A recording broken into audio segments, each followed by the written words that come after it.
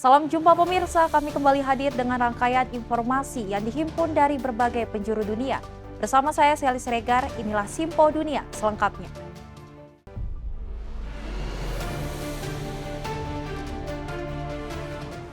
Pemirsa, pemerintah kota New York mulai kewalahan tangani krisis migran dan mulai beri mereka uang saku 15 juta rupiah untuk bekal hidup. Di musim politik jelang Pilpres Amerika Serikat pada November, para migran ini mulai jadi isu nasional di tengah gelombang kriminal yang diduga berkaitan dengan para migran di kota New York. Sekitar 175.000 gelombang imigran yang masuk dari perbatasan selatan AS tiba di New York sejak 2022. Kebijakan terkini mulai mengurangi jumlah penampungan dan melarang bus kiriman lanjutan migran masuk ke kota. Sebagai gantinya, mereka mendapatkan kartu debit bernilai setara 15 juta rupiah dan pembukaan 4.000 lowongan kerja. Es bueno, muchas ayudas, nos dan muchas ayudas. Al inmigrante nos dan muchas ayudas.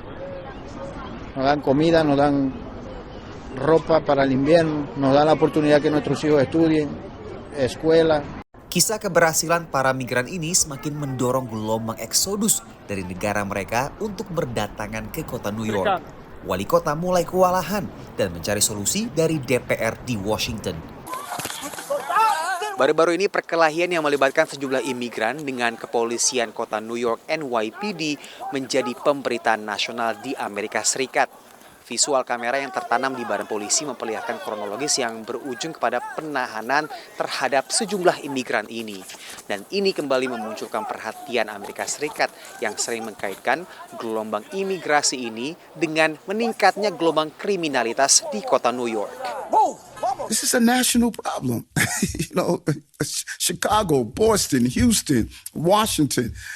The national government must solve this, and the challenges that we are facing, we're seeing the visual of what a failed national policy is producing. And when I speak to my colleagues in other cities, they're saying the same thing. Di DPR, upaya untuk mengatasi masalah imigrasi mendapat dukungan dari Partai Demokrat maupun Partai Republik.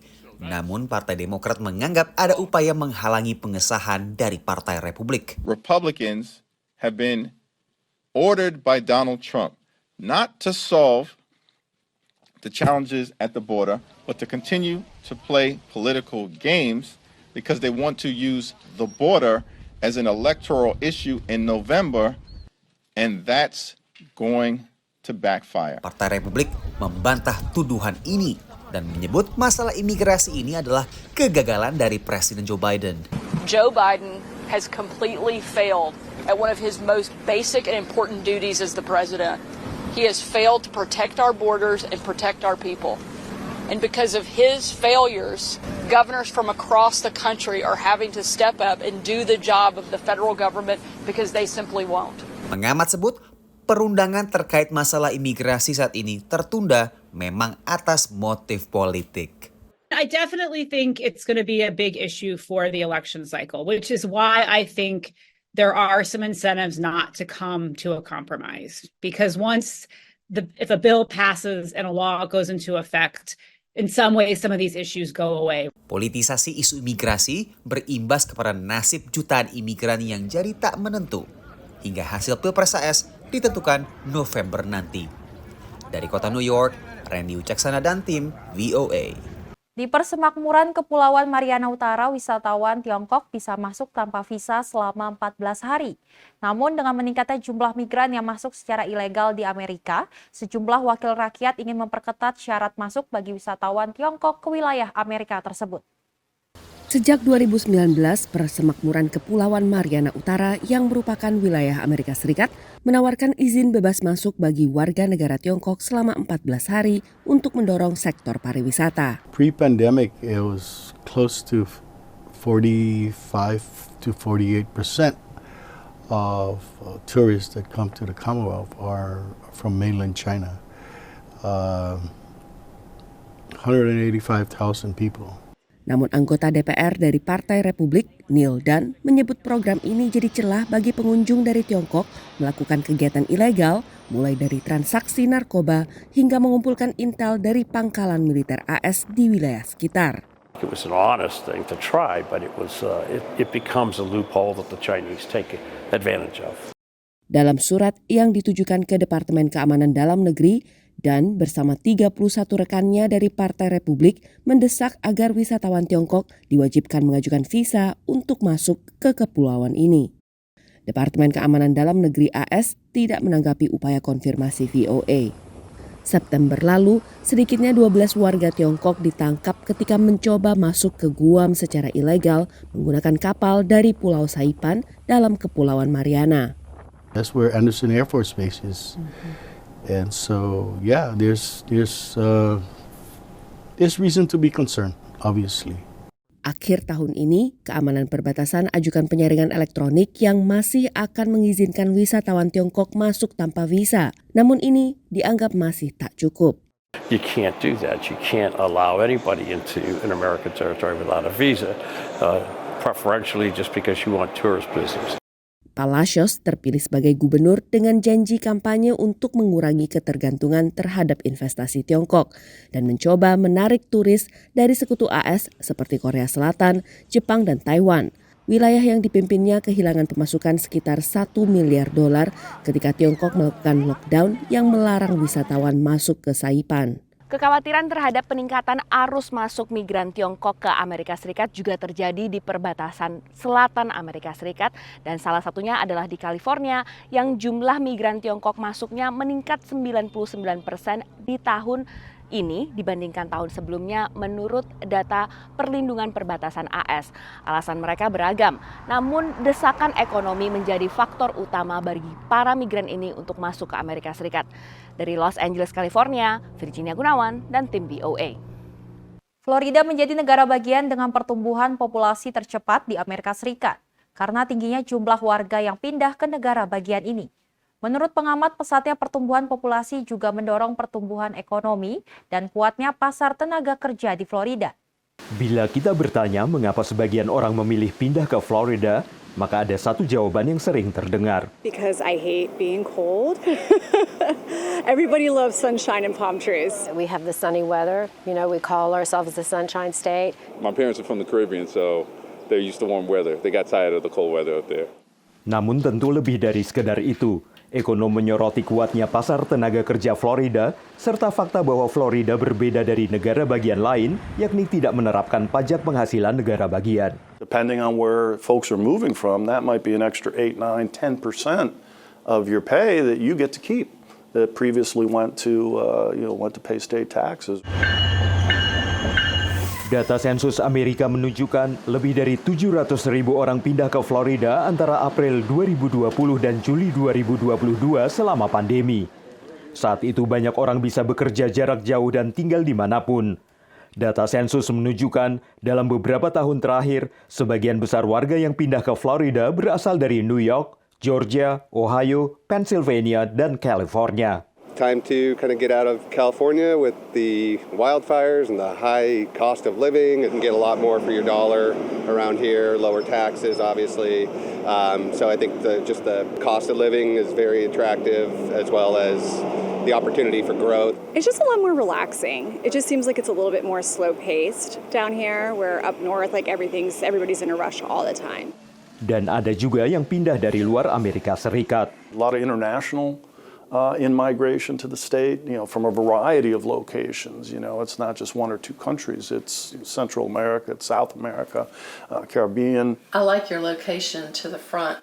Realtor Sharon Wooten adalah warga asli Florida yang selama ini melihat perkebunan jeruk di negara bagian ini digantikan oleh pembangunan perumahan.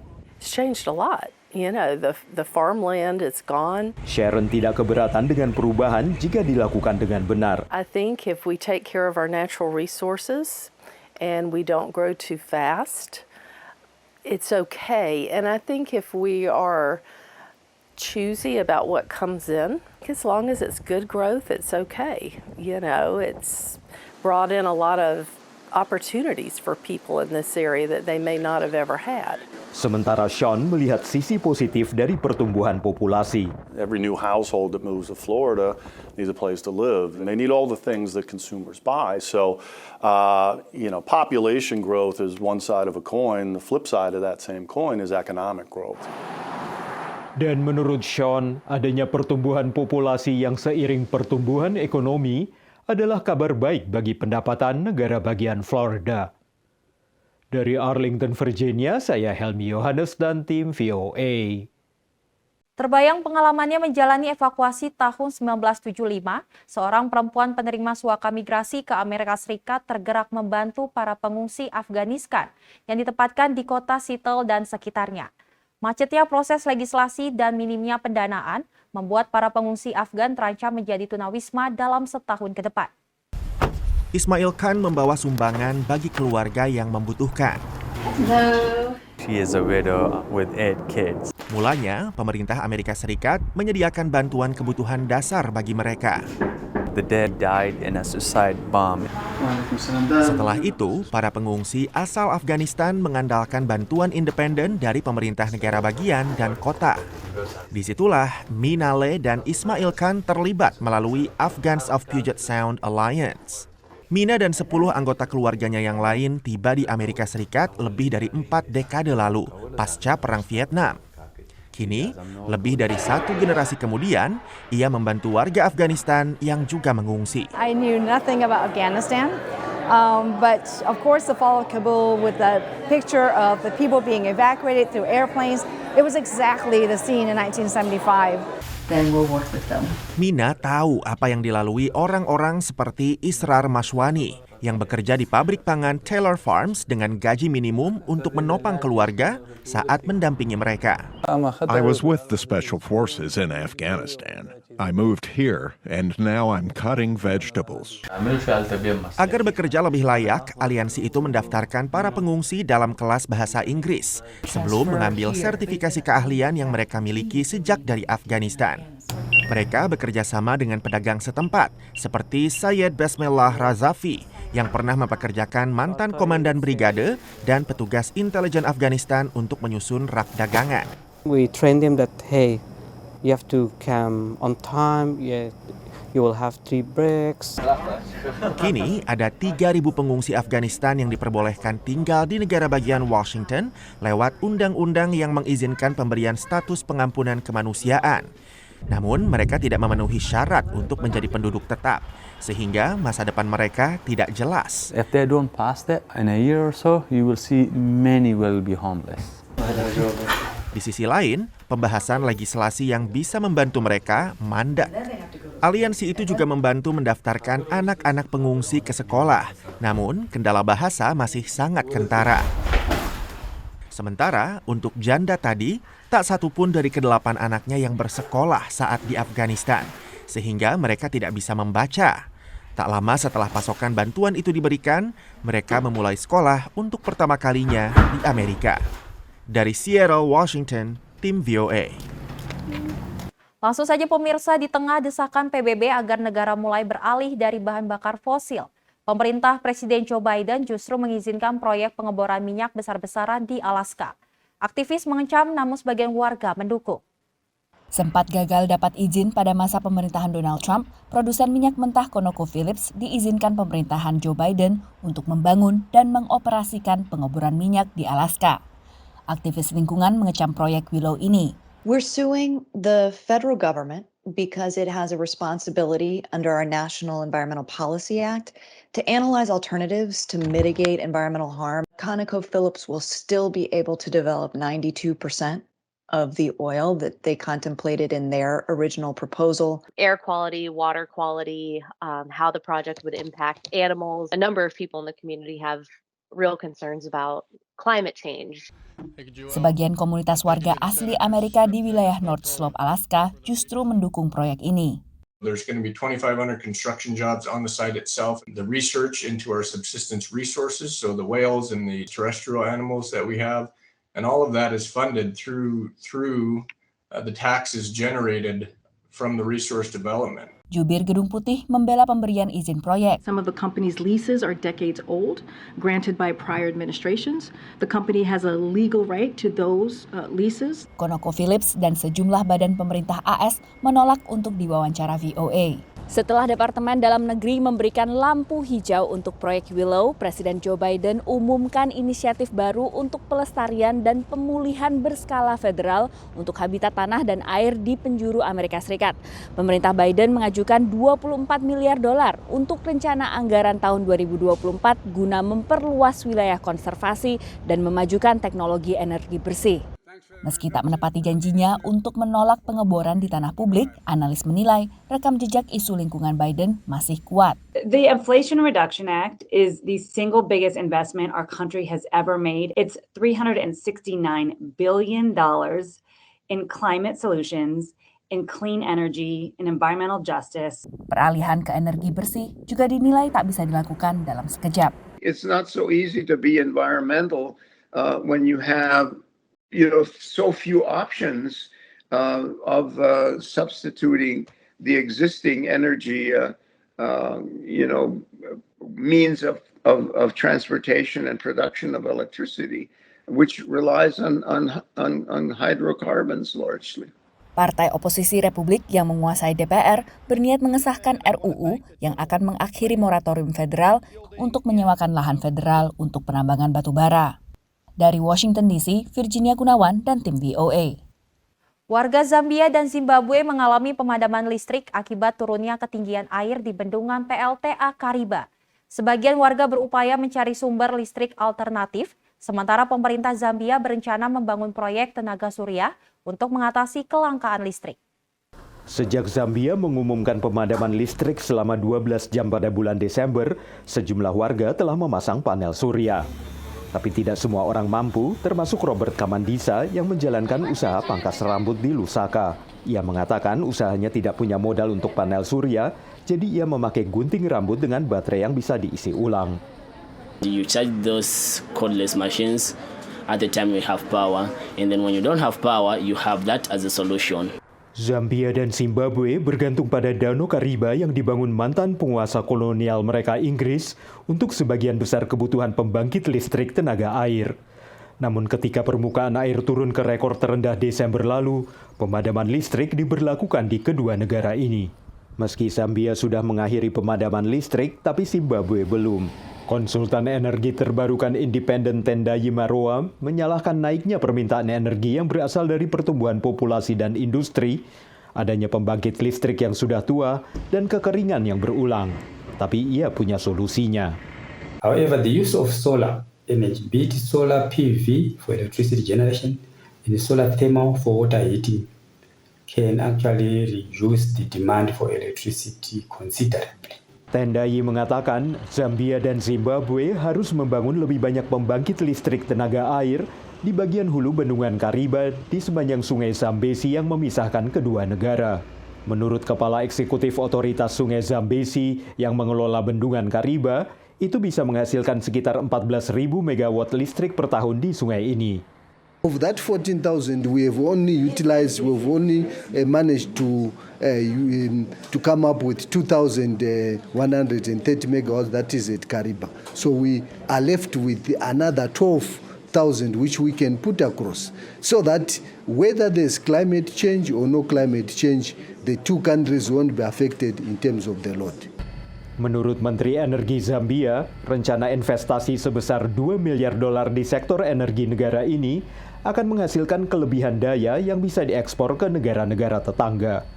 Solar will play a bigger role as well, so that you see in times of drought, we could use less water to generate. During the daytime, we want to generate more from solar and export more on hydro because it doesn't fluctuate that much. Dan hal itu akan sangat membantu bisnis di Zambia seperti milik Robert yang tidak mampu berinvestasi sendiri di bidang energi surya. Dari Arlington, Virginia, saya Helmi Yohanes dan tim VOA. Pemirsa, saat ini Kenya menghadapi masalah limbah tekstil akibat impor pakaian bekas. Data menunjukkan hampir 30% pakaian bekas yang diimpor mengandung plastik yang tidak bisa terurai. Otoritas Kenya kini mengembali langkah untuk mengendalikan impor pakaian bekas ke negara tersebut. Pasar Gikomba adalah pasar terbesar di Kenya yang menjual pakaian bekas yang dikenal dengan sebutan mitumba. Wendy Mulwa adalah pedagang pakaian bekas yang mengecam apa yang ia sebut sebagai impor mitumba yang berkualitas buruk. Ngwambili mingi ni za kutupa ama za kuuza na bei ya chini, hairudishi faida tumenunua, ile tumenunua nayo mingi na vichoma. Zile kamera zi mingi. Sejumlah pedagang yang ditemui VOA di pasar ini juga menyampaikan keluhan serupa. Klaim mereka didukung oleh sebuah laporan dari organisasi lingkungan hidup Belanda, Changing Markets Foundation. Menurut laporan yang berdasar penelitian di Kenya bersama kelompok lingkungan Clean Up Kenya itu, hampir 30% pakaian bekas yang dikirim ke Kenya dari Eropa dan Inggris terbuat dari bahan seperti polyester dan nilon, keduanya jenis plastik berbasis minyak bumi. A lot of second-hand clothing that is brought into the country is of very low quality. Most of it is not usable. Sekitar 900 juta pakaian bekas diimpor ke Kenya setiap tahun, terutama dari Eropa dan Amerika Serikat, menurut Changing Markets Foundation. Menurut regulator lingkungan Kenya, yakni Otoritas Manajemen Lingkungan Nasional, mereka akan mempelajari laporan itu, tapi menambahkan polusi dari limbah tekstil yang timbul dari impor pakaian bekas belum didokumentasikan sehingga masih belum jelas. Menurut otoritas ini, ada beberapa langkah yang telah diambil, termasuk undang-undang anti-dumping untuk mengendalikan impor pakaian bekas ke negara itu. Kenya is a signatory to the Basel Convention, and Basel Convention puts restrictions on importation of waste. This convention says that people should be able to manage their waste within their boundaries. Aktivis lingkungan menuduh merek-merek tekstil di negara maju membuang pakaian bekas di negara miskin, sehingga menimbulkan masalah lingkungan dan kesehatan bagi komunitas lokal. Essentially all clothing that are made by these brands, they end up in poor countries. And so these brands, they have to start paying for the end of life of this clothing. Kenya tengah membahas undang-undang tanggung jawab produsen yang akan menuntut pertanggungjawaban produsen tekstil bermerek mengenai akhir masa pakai produk mereka. Seiring pertumbuhan industri fashion, perdagangan pakaian bekas sudah lama membawa peluang tambahan bagi fashion di negara berkembang. Namun menurut para penentang, hal itu juga menciptakan tempat pembuangan limbah tekstil bagi negara maju. Dari Arlington, Virginia, saya Helmi Yohanes dan tim VOA.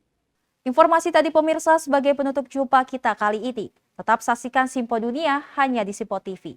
Saya Selis Regar dan kru yang bertugas pamit undur diri. Terima kasih dan sampai jumpa.